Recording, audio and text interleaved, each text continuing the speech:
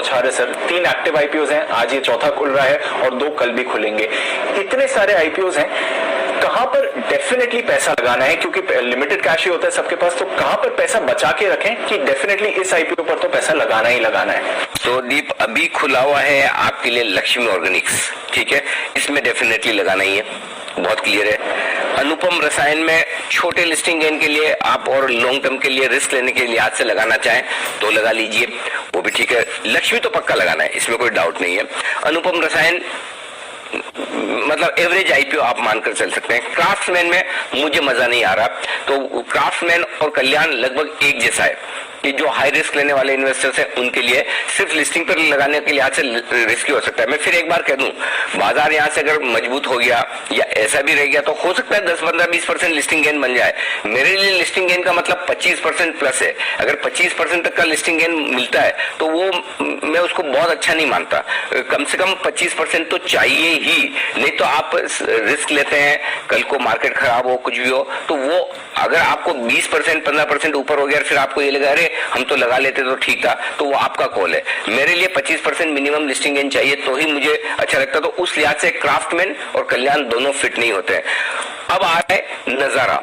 नजारा पक्के तौर पर लगाने का रहेगा, क्योंकि अब तक जो मैं पढ़ाई कर चुका हूं नजारा के बारे में और कल हम इस पर पूरी विस्तार से राय देंगे। तो नजारा के लिए आपको पैसा बचा कर रखना चाहिए। और दूसरा है सूर्योदय, वो भी कमोबेश इसी तरह का आईपीओ है जो क्राफ्ट्समैन कल्याण जैसा कि जहां बहुत तगड़ा एक्शन हो, मुझे संभावना कम दिखती। तो अगर आप मुझे चॉइस के तौर पर पूछेंगे कहां लगाना चाहिए, नजारा, लक्ष्मी, ये 2 पक्का लगाना चाहिए। और अनुपम में आप थोड़ा बहुत सोच सकते हैं लगाने के बारे में, बाकी 3 में मजा नहीं है। छोटा सा सवाल है, आखिरी सवाल आईपीओ को लेकर, ये जो बाजार का मूड माहौल बदला है पिछले कुछ दिनों में, इसका क्या सब्सक्रिप्शन पर असर आ सकता है या फिर लिस्टिंग पर प्रॉब्लम आ सकती है? एमटीआर की तो दमदार लिस्टिंग हुई, पर बाकी आईपीओ पर असर आ सकता है? आ सकता है दीप, और स्पेशली इसमें ये बहुत अच्छा सवाल है, और किसमें आ सकता है किसमें नहीं आ सकता वो भी समझना जरूरी है। और ये सिर्फ इन आईपीओ के लिए नहीं कह रहा हूँ, ये हर एक आईपीओ के लिए लागू है। ये बात जो आईपीओ में पैसा लगाने वाले इन्वेस्टर्स को बहुत ध्यान से सुने कि जब जिस दिन आईपीओ बंद हो रहा है और जिस दिन लिस्ट हो रहा है उसके बीच में अगर बाजार बहुत ऊपर नीचे हो जाए, ऊपर हो जाए तब तो खैर कोई समस्या नहीं, छोड़ ही दीजिए। चलो समझिए बाजार नीचे हो जाए तो कौन से आईपीओ इफेक्टेड हो सकते हैं, कौन से नहीं होंगे, ये आपको अच्छे से समझ लेना चाहिए। जब अगर बाजार भाग गए तब तो संभावना पूरी के ऊपर हो, लेकिन अगर कोई भी कंपनी ऐसी स्पेस में से है जहां पर 50 लिस्टेड कंपनियां हैं, ठीक है, तो फिर वहां पर असर आएगा ही आएगा। मसलन कल्याण ज्वेलर्स, फर्ज करें कि निफ्टी 500-700 पॉइंट गिर गया, अब कल्याण ज्वेलर्स जैसे ज्वेलरी वाली कंपनियां बहुत सारी लिस्टेड है और अब तक एक टाइटन को छोड़ दें तो कोई ज्वेलरी वाली कंपनी ने कोई बड़ी वेल्थ तो बनाई नहीं है कि जिसमें ज्वेलरी वाली इंक्लूडिंग टीवीजेड की, जिसमें लोगों के बड़े पैसे बन गए 10, 15, 20 साल लगाकर। अभी तक का किसी ज्वेलरी कंपनी का कोई ट्रैक रिकॉर्ड ऐसा है नहीं जहां मोटा पैसा बनाओ, एक्सेप्ट एक आपका टाइटन छोड़ दीजिए। तो फिर ऐसे में अगर बाजार खराब हो गया तो क्या कल्याण ज्वेलर्स अलग हो सकता है? इसका जवाब होगा ना, तो वहां पर नहीं। लेकिन क्या नजारा अलग हो सकता है? जी हाँ, क्योंकि वो अपने आप में अलग तरह का बिजनेस है। तो जो यूनिक बिजनेस मॉडल है वहां पर आपको मार्केट के 5-7 दिन के फॉल से डरने घबराने की।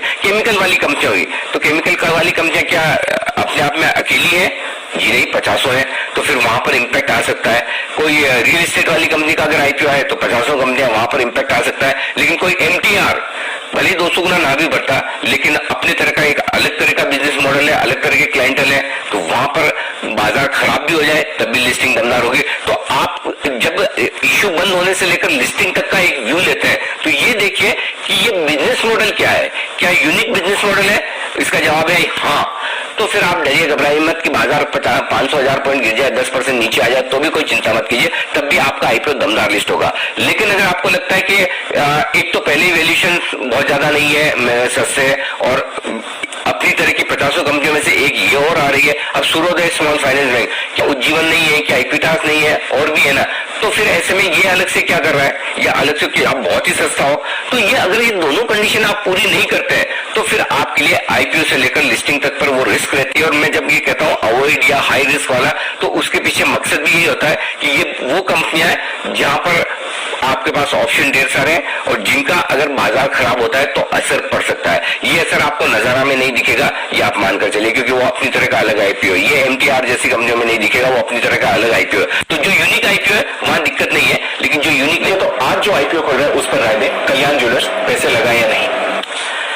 दीप मतलब मजा नहीं है। अब मतलब वो ये एक तो ये होता है कि किसी आईपीओ को देखकर आपको लगे कि नहीं ये मुझे कूद के लगाना ही है पैसा, वैसा कोई इंडिकेशन नहीं आ रहा है। उसका रीजन ये कि मतलब कुछ अच्छी चीजें हैं, कुछ खराब चीजें। पहले तो ये बता दूं कि अगर आप सिर्फ लिस्टिंग गेन के लिहाज से सोचे तो अवॉइड हो सकता है, क्योंकि अभी जो सिचुएशन है उसको देखते हुए मुझे कोई ऐसा 20-25% के ऊपर के लिस्टिंग गेन नहीं दिख रहा है। जब तक 25% के ऊपर के लिस्टिंग गेन न दिखे तब तक मुझे लगता है कि उतनी रिस्क लेनी, और फर्ज करें अब से लेकर लिस्टिंग तक अगर निफ्टी 14,400-500 आ गया तो 500-700 पॉइंट निफ्टी सर गया तो फिर आप वो क्वेश्चन आपको लेकर चलना पड़ता है। सेकेंडरी मार्केट तो है नहीं कि आप तुरंत डिसीजन ले लेंगे। तो मेरा ये मानना है कि आप इस आईपीओ को अवॉइड भी कर सकते हैं, स्किप भी कर सकते हैं, लेकिन फिर भी जो ब्रांड है, जो कुछ अच्छी बातें उनको देखकर अगर आपको पैसा लगाना ही है तो पहली चीज आप हाई रिस्क टेकिंग कैपेसिटी वाले इन्वेस्टर हैं जिनको ज्यादा, और अगर लिस्टिंग पर थोड़ा ऊपर नीचे हो जाए या आपको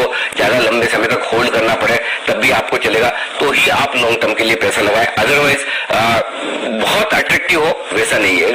पहले मैं अच्छी बातें बता दूं, कंपनी की ब्रांड बहुत स्ट्रांग है, ब्रांड एम्बेसडर अमिताभ बच्चन खुद है, लंबे समय से है, नाम है कंपनी का, इसमें कोई डाउट नहीं है। ट्रैक रिकॉर्ड जबरदस्त है, प्रोमोटर तो 40 साल से ज्यादा का एक्सपीरियंस है, और जनरली इस बिजनेस में एक ट्रस्ट और एक्सपीरियंस और लंबे समय बिताने की अपनी वैल्यू होती है, वो कल्याण ज्वेलर्स के पास है। तो कई सारी चीजें अच्छी है, ग्लोबल प्रेजेंस है हिंदुस्तान में, हिंदुस्तान के बाहर, और स्पेशली दक्षिण भारत में तो अनडिस्प्यूटेड लीडर है। तो बहुत सारी अच्छी चीजें भी है कंपनी के पास में जो आपको दिखती है, लेकिन प्रॉब्लम ये कि इन्होंने वैल्यूएशंस के लिहाज से महंगा किया है। अब आप टाइटन के लिहाज से वैल्यूएशन मांगे तो देखिए टाइटन का वैल्यूएशन तो किसी भी आईपीओ को मिल नहीं सकता, हालांकि टाइटन से थोड़ा सस्ता रखा है इन्होंने, लेकिन मुझे लगता है कि वैल्यूएशन और कम होने चाहिए, सस्ता और मिलना चाहिए आईपीओ।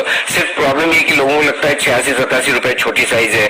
सवाल ये नहीं है, आप इक्विटी देखेंगे, इक्विटी बहुत भारी भरकम बड़ी, और इश्यू के बाद मार्केट कैप लगभग 9,000 करोड़ पहुंचने वाला है। तो मेरा ये मानना है कि 86-87 रुपए की जो प्राइस है वैसे देखने में आपको छोटी दिखेगी, लेकिन इसे थोड़ा और नीचे किया जाता तो वैल्यूएशन अच्छे होते हैं, तो इन्वेस्टर्स के लिए पैसा बनाने का मौका मिलता है। दूसरी जो सबसे बड़ी बात है, फाइनेंशियल उतने इंप्रेसिव है नहीं, कर्ज बहुत ज्यादा है कंपनी पर, और वो कर्ज कम करने के कोई ठोस प्लान नजर नहीं आ रहे।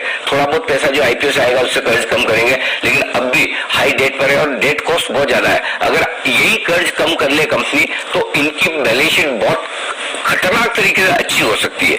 तो मतलब रिटर्न ऑन इक्विटी आप 6.5-7% कमाते हैं और 10.5% अगर आप ब्याज भर रहे हैं, तो ये लॉजिक समझ में नहीं आ रहा है कि आप ऐसा क्यों करें। तो मुझे लगता है कंपनी को कर्ज कम करने की तरफ फोकस करने की बहुत जरूरत है, और जैसे ही अगर कंपनी ने डेट कम किया उसके बाद बैलेंस शीट बढ़िया हो जाएगी, फाइनेंशियल अच्छे हो जाएंगे, उसके बाद हो सकता है मैं अपना व्यू बदलूं। लेकिन फिलहाल जो मुझे दिख रहा है वो ये दिख रहा है कि मजा नहीं है। तो अगर आप स्किप भी कर दें तो कोई खास बात नहीं, लेकिन जिसको रिस्क लेनी है 10-15% की लिस्टिंग गेन के लिए, और अगर मार्केट थोड़ा ऊपर नीचे हो गया चलता है तो कोई दिक्कत नहीं कि आप सेकेंडरी मार्केट का स्टॉक लेकर भी तो नुकसान कई बार कर देते हैं, तो उस हिसाब से लेकर रख लेंगे तो नुकसान नहीं। हाँ, एक अच्छी बात और है जो बोलना चाहता हूँ, कल जो एंकर बुक बनकर आई वो बहुत बढ़िया है। गवर्नमेंट ऑफ सिंगापुर जैसे बड़े इन्वेस्टर्स ने अच्छा पैसा डाला है, तो एंकर बुक तो ठीक है, लेकिन फाइनेंशियल वीक है इन दोनों के बीच में। तो मेरा ये मानना है कि जब तक मुझे बड़े लिस्टिंग गेन न दिखते हो, मेरे पास चॉइस बहुत है ना, वहां लगाएंगे।